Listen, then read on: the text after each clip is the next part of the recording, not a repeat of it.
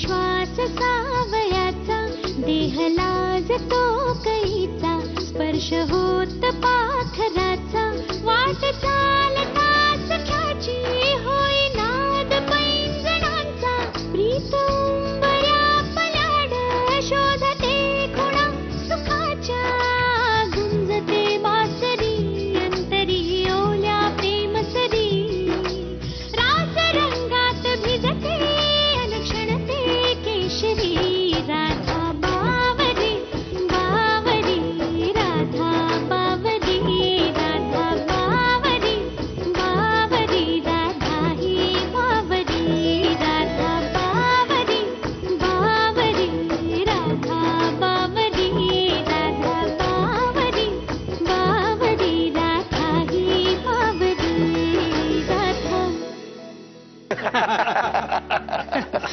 घ्या. राधा तूच दे ना.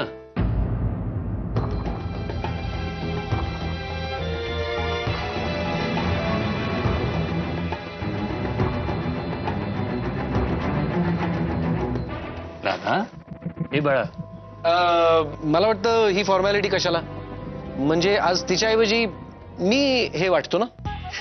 डॉक्टर राधा मनोहर नाभवते की याची सवय दिसत नाही, म्हणजे समजा तिने प्लेट पाडली तर आरडाओरडा होईल आणि मी सांडली तर तुम्ही म्हणालाच ना असू दे काही हरकत नाही द्या. पहिला मान मला वाटतं आजोबांचा आहे. आजोबा तुम्हाला स्वीट चालतं ना? हो चालतं ना. चालतं ना, जरा जपून. नंतर आजी. येस. बाबा thank you. Congratulations to all of you. Same to you.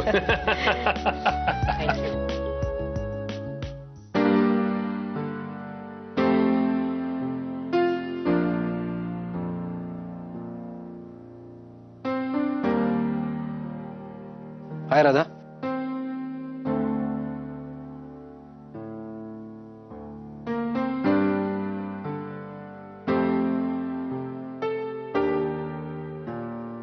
आपण एक चक्कर मारून येऊया.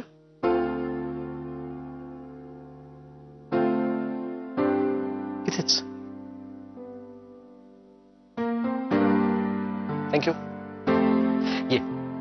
बरं मी जरा ह्याच्याबरोबर एक चक्कर मारून येतो, तोपर्यंत तुम्ही गप्पा मारा.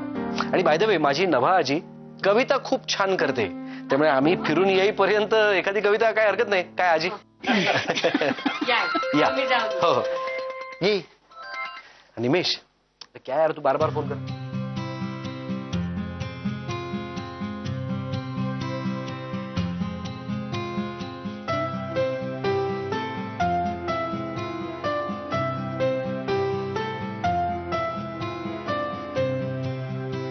अरे वा, आम्हाला याची कल्पनाच नव्हती. ऐकवा ऐकवा नभाताई, एक कविता ऐकवा. अहो मी कशी तुमची ताई? नभाच म्हणा मला. अहो पण तुमचं वय काय? 62 आहे पूर्ण. हो मग चालेल. बाबा अरे म्हणजे नभा म्हटलं तरी चालेल असं म्हणतोय मी, कारण मी 67 पूर्ण आहे, म्हणजे मी मोठा आहे हिच्यापेक्षा. ऐकव ऐकव ग नभा. हो पण 5 मिनिटांनी.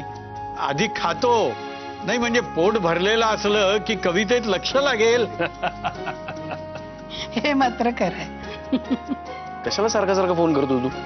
हा झालं ना बोलणं, आणि तू मेल पाठवलेस ना मला, मी बघून घेईन ना मग. हा ओके ओके डोंट वरी यार, मी तुला करतो नंतर फोन. बाय. चल. हा बरं वाटलं जरा बाहेर आल्यावर. आतमध्ये म्हणजे सगळ्यांच्या नजरा आपल्याकडेच जवळजवळ स्क्रुटिनी चालली होती, म्हणजे एखाद्या एक्सरे मशीन मध्ये उभं असल्यासारखं वाटत होतं मला.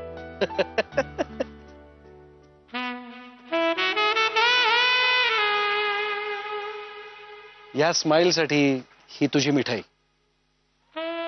मी बोलण्याच्या नादात बाहेरच घेऊन आलो, पण आता तू स्माइल केल्यामुळे त्या मिठाईला सुद्धा बरं वाटेल. मी गोड खात नाही. ओ डायबिटीज या वयात? नाही, मला आवडत नाही. मला आवडते, मी खातो. So you can smile to.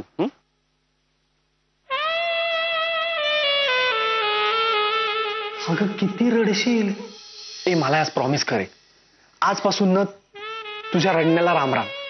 प्रज्ञाला कायमचा टाटा. आजपासून फक्त हसायचं.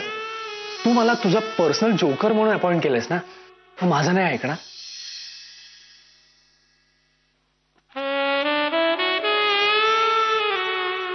हॅलो.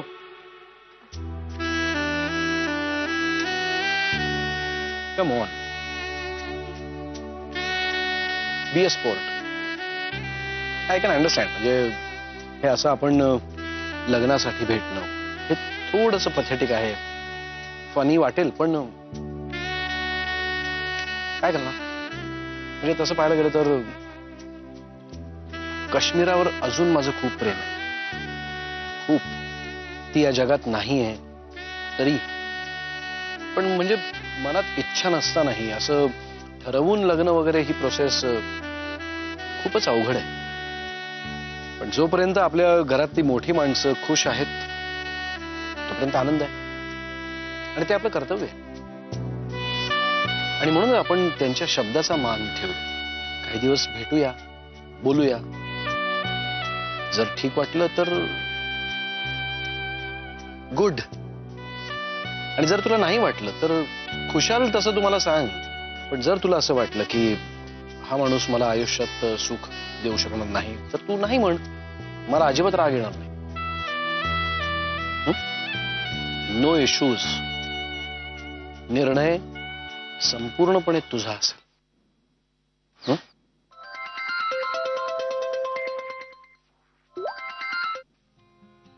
हा सुहास, हा तू बरोबर 4 वाजता एअरपोर्ट कार्गोला पोहोच. आपली युकेची डिलिव्हरी आहे. हा, पेपर्स वगैरे सगळे साईन करून ठेवलेले आहेत मी. हो, ओके. सॉरी, पण हे असे सतत येणारे कॉल्स आपल्या बोलण्यात खूप व्यत्यय आणतात. आपल्या म्हणजे माझ्या. मी मगापासून पाहतोय तू एक शब्दही बोललेला नाहीस. घरात सुद्धा मी तुला खूप मायन्यूटली ऑब्झर्व करत होतो, पण तू माझ्याकडे किंवा आजीकडे पाहून एकदाही स्वतःहून हसली सुद्धा नाहीस. पण खरं सांगू, तुझ्यातली ही स्तब्धताच तुझ्या डोळ्यात दिसली, फोटोतल्या, आणि ती आवडली मला. No issues. म्हणजे तुला काय माझ्यातलं आवडलं नाही आवडलं, काय समजलं नाही समजलं, हे सगळं आपण बोलू.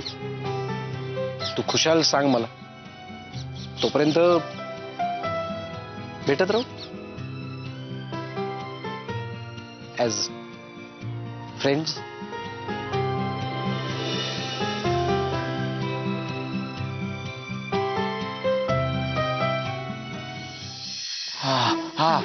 ऐक यश, यश, आपण जाऊयात आपल्या घरी. आपण तिकडे सुखी होत. काही आहे का नाही? अरे डोळा गेला असता म्हणजे. रंजू, हे घे, शेक जरा. तू एवढी काळजी करू नको ग रंजे. म्हणजे आपल्या घरी जायला माझा काय ऑब्जेक्शन नाही, पण तुझे दिवस भरत आलेले. तिकडे कोण आहे बाई माणूस तुला बघायला? एक मिनिट. काय काय चाललंय तुम्हा दोघांचं? वैतागली ग मी सीमा. यशला म्हणत होते आपण जाऊयात आपल्या चाळीतल्या घरी. हे बघ रंजू, तू उगाच डोक्यात राग घालून घेऊ नकोस. आणि तू जरी म्हटलंस तरी मी तुला जाऊ देणार आहे. कोण करणार आहे तुझं तिकडे सगळं? हा, सगळं तुझं व्यवस्थित होऊ दे. बाळ 3 महिन्याचं होऊ दे, त्यानंतर जा. मी तर म्हणते बाळ चांगलं बागडायला लागू दे, वर्षाचं होऊ दे, त्यानंतर निवांतपणे जा. डोळा गेला असता म्हणजे हातापायचं काही तुटलं फुटलं तर निदान दुरुस्त तरी होतं. डोळा जाणारच होता. त्यांना ना दमच दिला पाहिजे रोज. ए सौरभ, तुला शपथ आहे माझी, इकडे. कसला मेलोड्रामा करताय? शब्दा वगैरे कसला घालताय मला? अरे हा मेलोड्रामा नाहीये. तू त्यांना जाऊन काहीतरी बोलणार, मग ते तुझ्यावर चिडणार, मग तू त्यांना परत काहीतरी उलट बोलणार, मग ते केक काटणार. हे हवंय का आपल्याला इथे? म्हणून तुला शपथ घातली.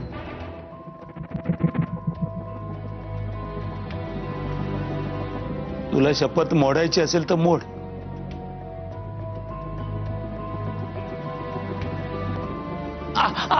अरे शेकू दे ना. असो, खराच कसरत आहे ह्या लोकांना सांभाळायचा म्हणजे. सीमा वहिनी, इतकी वर्ष कसा काय हँडल केला तो यांना तुम्ही? कमाल आहे तुमची. खरं सांगू का यशवंत, घरातलं माप ओलांडताना मुलीच्या मनात असतं, हे घर आपलं आहे, ही माणसं आपली आहेत, आणि मग तो आपलेपणानं असा अंगात भिनतो आणि मग सगळ्या गोष्टी आपोआप घडतात. बघा ना, म्हणूनच तर आमची रंजू हे एवढं मोठं घर, स्वतंत्र खोली, हे सगळं सोडून तुमच्या चाळीतल्या 1.5 खोलीत सुद्धा सुखात आहे की नाही? हे सगळं त्या आपलेपणामुळेच. त्या आपलेपणाचीच ही जादू आहे यशवंत. हो ना, आपल्या केदारला सुद्धा ना त्याचं असं आपलं माणूस मिळायला हवं बघ, म्हणजे याच्यातून तो व्यवस्थित बाहेर पडेल.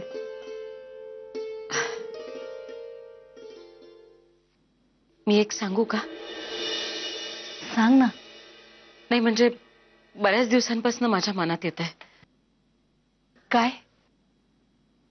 राधानी केदारशी लग्न केलं तर किती बरं होईल ना. नाही म्हणजे राधा हुशार आहे, समंजस आहे, मुख्य म्हणजे डॉक्टर आहे, सांभाळून घेईल ती त्याला, आणि केदार पण बरा होईल. हो हो, अगं त्या दिवशी नव्हती का ती आपल्या घरी आली, तेव्हा तिने दादांना सुद्धा सुनावलं. अगं त्या दिवशी नाही का माझ्या पोटात दुखत होतं तेव्हा, नाही का रे यश? हो हो, पण वहिनी ती हो म्हणणं कठीण आहे हो. पण मी काय म्हणते, प्रयत्न करून बघायला काय हरकत आहे? केदार करता मी तिच्या विनवण्या सुद्धा करेन.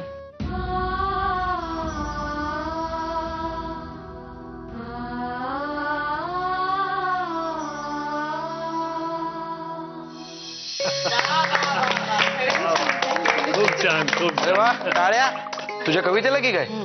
अरे राधा, इथे ये ना, ये बाळा, बस. अरे कविता तर छान होतीच, पण तिच्या वाचण्याचा ढंग छान होता. आजी, या ज्या काही टाळ्या वाजल्यात ना, ते काही तुझ्या कवितेला नाहीत, तुला घाबरून आणि आपण मुलाकडचे म्हणून. नाहीतर तुझा उगीच गैरसमज होईल की आपण खूप थोर आहोत वगैरे. बघा कसा बोलतोय, पण आपल्या बायकोशी मात्र गोडगोड बोलेल, हो की नाही राधा?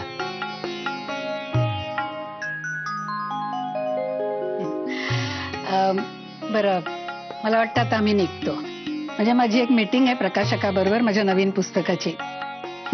वेळेवर पोचायला पाहिजे ना? हो. हो, आणि आता आपलं बोलणं सगळं व्यवस्थित झालंय आणि आपल्या दोघांनाही काही शंका नाही आहेत असं मी समजते. ठीक आहे? बरोबर. आणि आता ही मुलं ठरवतील, भेटतील एकमेकांना आणि फायनल करतील, राईट? राईट.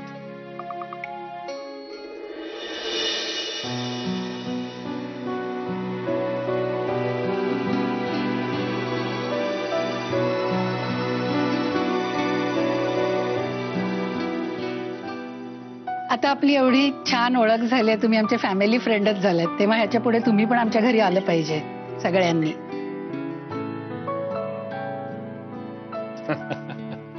नवीन आज चंद्रमा, नवीन आज यामिनी, नवीन नवीन भावना, नवे नवेच.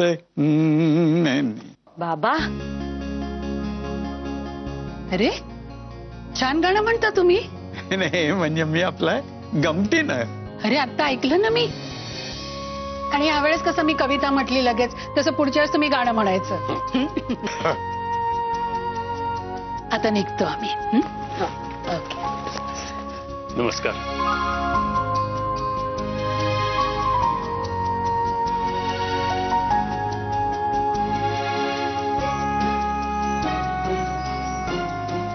राधा, बाय. बाय. भेटू असेच.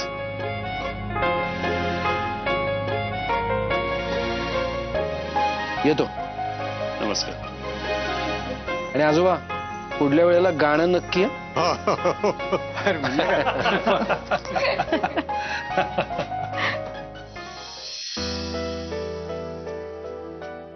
राधा. तू खूप छान मुलगा निवडलास राधासाठी. I am very happy. Thank you. बच्चा, तू धडपण घेऊ नकोस. तुला ओके वाटलं तरच पुढे जाऊ आपण. पण मला विचारलंस तर तू यांच्या घरात खूप सुखी होशील. गौतम, नभाताई चांगली माणसं दिसतात.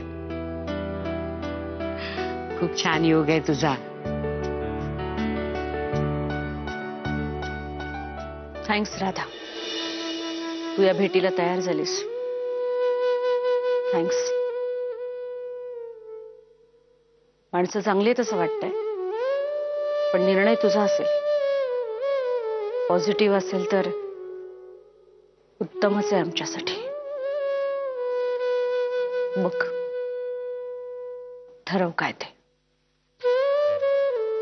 आणि हो,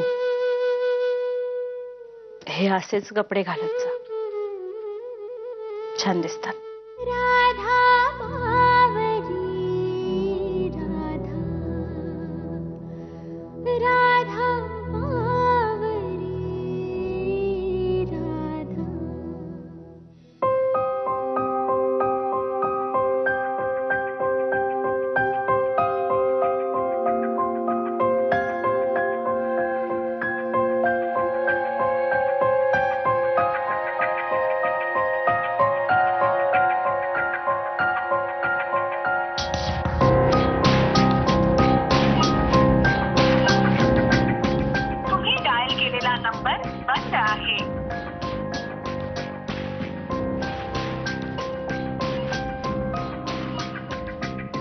मला टाळण्यासाठी फोन बंद ठेवलाय का यांनी? पण का? आणि मला इतकं अस्वस्थ का वाटतंय मगाचपासून? असं काहीतरी कुणीतरी राधाला माझ्यापासून दूर नेत असं का वाटतंय? लक्षच लागत नाहीये कशात.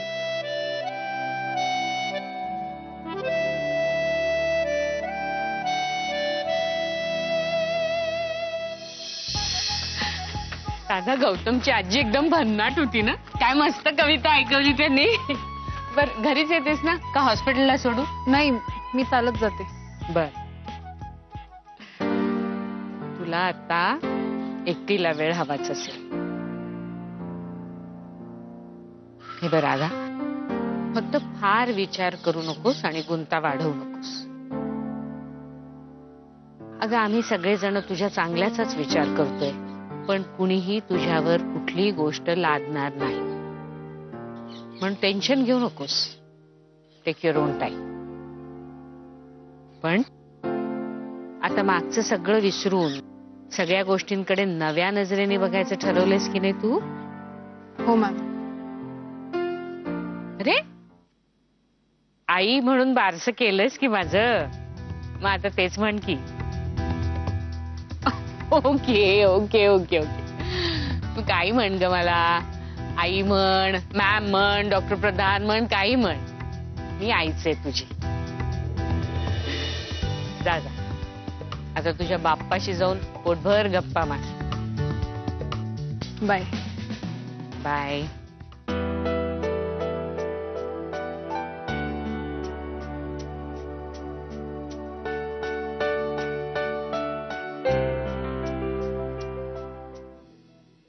येतो का सुधा?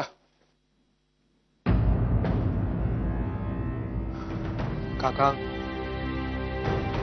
काका मला केसरला भेटायचंय. जरा बोलायचं होतं तिच्याशी. हे बघ सौरभ, लहानपणापासून तुझं इथे येणं जाणं आहे, त्यामुळे यायला माझी काहीच हरकत नाही. पण केसरचं आणि तुझं लग्न व्हावं असं जर तुझ्या मनात असेल ना, तर ते जमणार नाही हे लक्षात ठेव. तसं काही झालं तर माझ्यासारखा वाईट माणूस नसेल. काका, असं काही खरंच माझ्या डोक्यात नाहीये. केसर लहानपणापासून माझी मैत्रीण आहे इतकंच. पण तिच्या दृष्टीने ते तसं नाहीये. आता आलाच आहे सभेत तिला, पण या तुमच्या गाठीभेटी जेवढ्या कमी होतील तेवढं चांगलं. बस. केसर सौराव आलाय का? हाय सौरभ. केसर यार, नको न करू हे सगळं. काय वेडेपणा लावलाय. आणि त्या राधाला सगळं काय बोलायची गरज होती यार. तुला माहितीये ना तसं काही नाहीये. मी फक्त केदारसाठी तिचं मन वळवायचा प्रयत्न करतोय यार. हे बघ सौरभ, राधा केदारला नाही म्हणाली कळलंय मला. त्यासाठीच तू तिला बोलवलं होतंस ना पिकनिकला. मग झालं ना, आता संपलं सगळं. आता का भेटताय तुम्ही दोघं? का दिसते ती 24 तास तुझ्या बरोबर?